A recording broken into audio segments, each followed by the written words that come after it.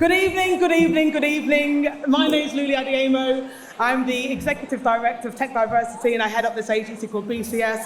But I'm here tonight and it's an honor to be here tonight, so thank you again for having me. So here's the thing, I'm going to talk about fear. Here's the thing, a really interesting thing between business and technology. Fear can be a real roadblock. It can keep us from get in the way, right, of doing things that we need to do. But when we talk about fear, what are we really talking about? We're talking about change. Now, think back to your own careers, when there's been a time where you've brought somebody on board, you've got someone to join your team that you used to work with previously, because, they get you, they understand you, they think the same way that you do, so it's comfortable. I've done that, we've all done it. I'm sure we could all put our hand up, we've all done that. But here's the thing, comfortable isn't exciting, it's not innovating, it's not diverse, it's not going to make the difference that we all need. We need to be uncomfortable. But we don't need to do it on our own, right? We've got a room full, 650 people in this room, powerful, dynamic, and we can all do this together. So what I want to call out, it's about the corporates, it's about SMEs, it's about startups, it's about scale-ups, it's about government, it's about all of us working together, collaborating together to make a part and make a difference. Now, I say this often, it's about changing the systems. This is about making diversity, equity, and inclusion part of our DNA. It's not about ticking a box. It's not about a single activity. It's about really recognizing and understanding the value of this thing called DEI that we want to live and breathe every single day. Now, we need to shake off some of the old habits, right? Of sticking labels on everything and everyone. And focus on the bigger picture.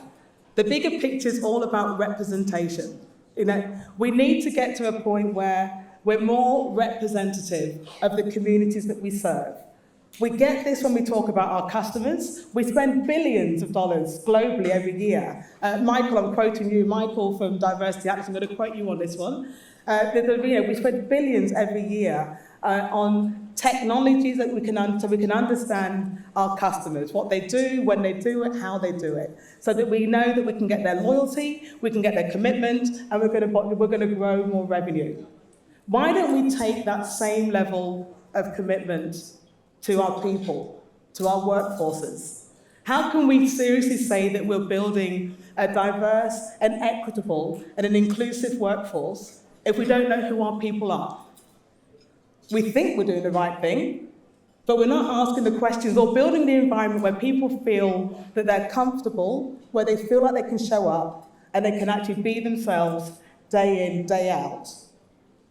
Now, I'm going to cast and look forward. 2032, that wasn't a joke, that wasn't a punchline. 2032, the Olympics are going to be held in Brisbane. 206 nations from different cultures, different backgrounds are going to be welcomed into Australia. Now, if we're not, Australia as a country itself is not, we're doing pretty well, we're pretty diverse. I think we're 8th in regards to global representation from immigrants. We've got a very diverse population. But why is that not reflected in the technology sector? Now, I don't like reading, but I am going to say this.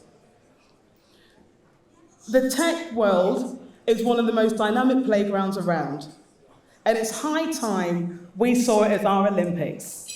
Where's our 10-year strategy? If we can work together, ACS, you're here, we're partners already, Tech Council Australia, AIIA, government, industry, organisations. If we can come together and apply the same energy and focus to a 10-year strategy to diversify our workforce in the same way that the Olympics is, so everybody in our country feels like they actually belong, and it's not just about the pathways to get them into our industry, it's around how we actually make them feel included once they're here. So my call out today is Susie's already touched on it in regards to the one thing that we can do differently. I want us to hold our Olympic torch, be proud of the industry that we actually represent, and commit to a long-term strategy. We can't fix this quickly. Technology, our industry, let's see it as our Olympics, work together and make a difference. Thank you very much.